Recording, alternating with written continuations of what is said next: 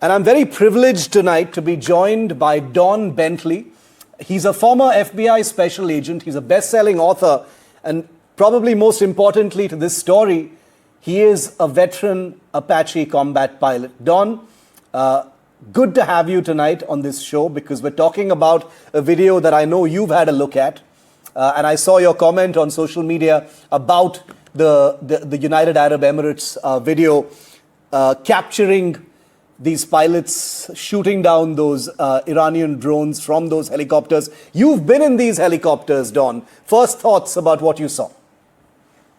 Yeah, so thanks for having me. I got the pleasure of flying Apache helicopters for 10 years, was a pilot in command, and did a tour of duty in Afghanistan flying Apache. So the first thing to note about these and why it makes it so extraordinary is the Apache is not designed for the type of air-to-air combat that you're seeing right here. Yeah. And so that gun system, that 30 millimeter gun system, fires at a rate of about 625 rounds per minute. The reason why that's significant is because most air-to-air platforms fire in the several thousand rounds per minute. And so it is certainly a image of Apache gunships doing something for which they were not designed.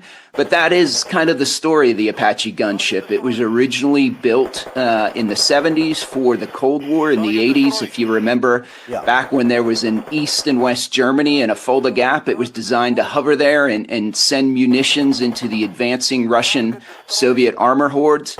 And it is now advanced to before my tour of duty in Afghanistan, where it became a close air support platform that didn't sit there and hover, that had to do diving fire in support of Americans on the ground. And so it is the world's finest attack helicopter, and as a weapon system, it continues to evolve.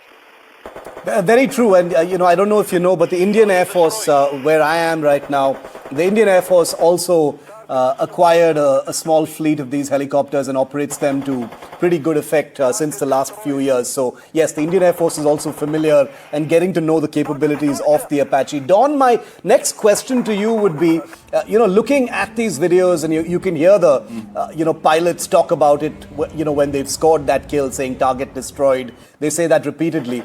I just wanted to know, because, you've been in these cockpits, you've flown these aircraft, and I take your point that, the Apache wasn't really built for this kind of mission. How difficult would missions like this be? Literally sort of prowling behind a slow-moving drone and shooting it down with that cannon. How complicated are these missions? Yeah, sure. So the first thing, you have to apologize to your viewers because the audio for the radio transmissions and the pilots came across, but what they missed is the fantastic sound of that chain gun firing. When it shoots, the entire helicopter vibrates, and you can feel it like a jackhammer in your chest. It's the best sound in the world. But in answer to your question, so the UAE, rightfully so, is getting a lot of attention for doing this. They were actually not the first ones to do this. So the Israeli Air Force actually used their Apaches to shoot down the Shahed drones about a year ago, back in June, during the 12-day war.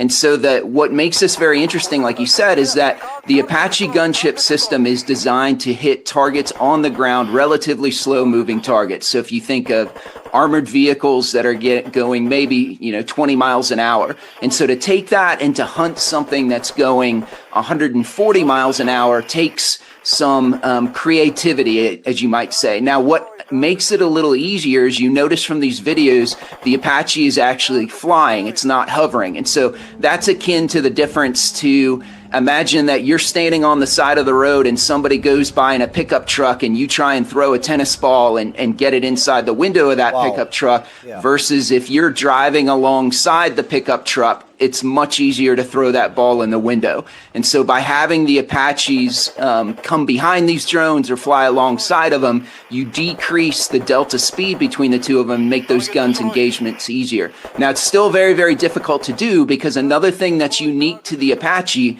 because it has that slow rate of fire, is what you'll notice, there aren't tracers in these rounds. When you see the rounds, sometimes what you're actually seeing is under FLIR, under the forward-looking infrared, you're seeing the black hot of those rounds coming in. And so the gunner can't walk those rounds onto target like somebody who's flying an F-16 does. And so what he or she is doing is using what's called the TADS, the target acquisition system at the front of the helicopter, in order to track that target. And then there's a fire control computer in the Apache that's actually doing the math for that gunner and figuring out how to lead that target. So still, as you see a lot of those bursts, he's firing, and that's another thing the Apache does, is you have a burst limiter. And so I would guess his burst limiter is probably on 10 rounds. And so every time he squeezes the trigger, 10 rounds come out of that gun, and you can see those rounds impacting, and then he has to adjust his line of sight where he's aiming after those initial rounds hit or miss.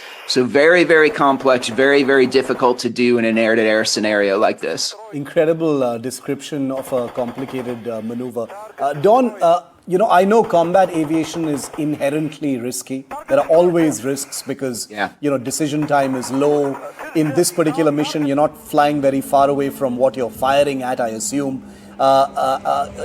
Yesterday, very, very tragically, there was actually a crash in which 2 young pilots were killed. They were flying an Apache, even though this has not been, reported officially, but the media says they were on a mission of this kind, in fact. Tell us about the risks of this kind of mission, because I'm presuming you're not flying very far away from what you're firing at. Sure. So military aviation is inherently dangerous, and flying gunships is even more so. And so, as an aside, when I was deployed to Afghanistan from 2005 to 2006, we didn't lose any Apaches to enemy fire, but we had 2 Apaches go into the ground because the environmental conditions that we were flying under were so difficult to manage. And so even when you're not getting shot at, as this is the case, it's very, very difficult to do that mission. And so I haven't seen the details that you're referencing, but I would have to imagine that the pilots probably flew into the debris of what they were shooting at. And Correct. Again, that is, so even when you're shooting targets on the ground, if you imagine doing diving fire and shooting rockets, so 30 millimeter, there's a scenario that's called target fixation, whereas the pilot, you are so fixated on that target and on walking your rounds into the target, oftentimes you can lose situational awareness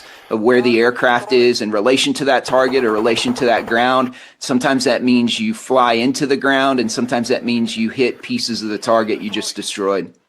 Final question then, Don, which is that, we're all watching the aerial combat that takes place, but, we see very little of it. We get these little glimpses of it from these combat videos that are released, or perhaps some kind of an open source video taken by someone with a mobile phone on a beach, perhaps. But, each of these videos offers a very rare window into a world that you've occupied as part of your work. So I do want to ask you what it's like being in a cockpit in an operational environment. This is not training, this is not a drill, this is a live situation. You've got enemy projectiles coming out at you. You've had that, in your tenure as well in Afghanistan.